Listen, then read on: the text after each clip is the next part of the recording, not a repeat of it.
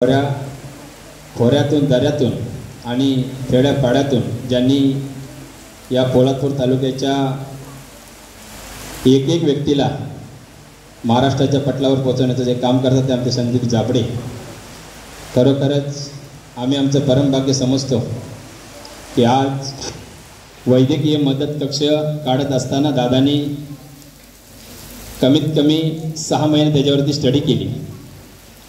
पोलादपूर तालुक्याचा अभ्यास करत असताना त्यांनी कमीत कमी या पोलादपूर तालुक्यामध्ये 20 ते 25 वर्षे आपल्या आयुष्याचे गावागावामध्ये अभ्यासक्रम गाजवले, गावागावाची पाहणी केली.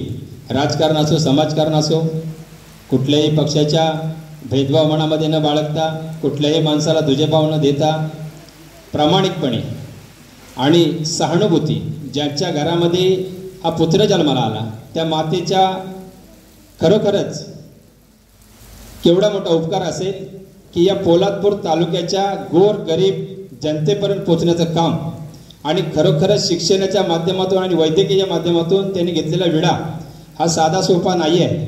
रात्रंदिवस डोळ्यामध्ये तेल घालून हा व्यक्तिमत्व ज्याप्रमाणे धडपडत असतो आणि त्यांना साथ देणारे, त्यांच्या सहकार्यामध्ये काम करणारे प्रमोददादा उतेकर असतील, अनेक दिग्गज त्यांच्या हाताखाली काम करण्याचं कारण आहे.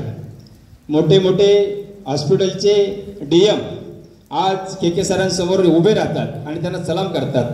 हा अभिमान पोलादपूर तालुक्याचा, उमळी गावचा आणि आपला सर्वांचा आहे. आज आपण पाहिलात या विभागातून निवडक अशी मुलं काम करतात. त्यामध्ये प्रमोदजी उतेकर न्यायासाठी, हक्कासाठी आणि गरिबावरती होणाऱ्या अन्यायासाठी ज्यांना वाचा फोडायची असेल त्यासाठी प्रमोदजी उतेकर हे हक्काने एखाद्या व्यासपीठावरती असो नाही ते एखाद्या कार्यक्रमात असो कुठेही अन्याय न होऊन देता कार्यरत आहेत. कारण त्यांचे वडील समाजामध्ये कार्यरत आहेत. ज्या विभागामध्ये कांगोरीगड विद्यालय आहे त्या विभागामध्ये पाहता चंद्रकांतदादा उतेकर आणि त्यांचे सर्व सहकारी फार मोठ्या तीक्ष्ण नजरेने काम पाहतात. असे लोक जेव्हा एका एका गावात, एका एका तालुक्यात घडतील आणि एकत्र येतील तेव्हा हा मागासवर्गीय बोलला जाणारा पोलादपूर तालुका कधीच त्याची गणना केली जाणार नाही. आणि ही गणना पुष्टायचं काम आज बसलेले तुम्ही समोर विद्यार्थी आणि विद्यार्थिनी आहात, त्यांना सांगू इच्छितो ही आपली माती, आपण तर जिवंत आहे तोपर्यंत त्याचे उपकार आज तुम्ही ज्या शाळेमध्ये शिकता, ज्या गावामध्ये जन्माला आहात, ज्या आईच्या उद्रेकातून तुम्ही जन्माला आलेला त्या आईचा उद्रेक म्हणजे पांडुरंग परमेश्वर आहे. आणि या पांडुरंग परमेश्वराला मानून आणि या विद्येला सोबत घेऊन आपण जेव्हा पुढचा प्रवास शिक्षणाच्या माध्यमातून कराल, MPS IMPS या परीक्षा जेव्हा पास व्हाल आणि कुठल्या तरी टेबलवरती आपलं जेव्हा पोस्टिंग असेल तेव्हा खरोखरच आपल्या गावाचं नाव, आपल्या आईवडिलांचं नाव आणि या शाळेच्या शिक्षकांचं नाव आपल्यासमोर रोशन व्हायल्याशिवाय राहणार नाही. म्हणून वैद्यकीय मदत कक्षाच्या माध्यमातून कृष्णादादांनी घेतलेली मेहनत ही कुठंतरी फलाला यावी. हा विद्यार्थी कुठंतरी चांगलं शिक्षण घेऊन पुढच्या स्तरावरती जावा.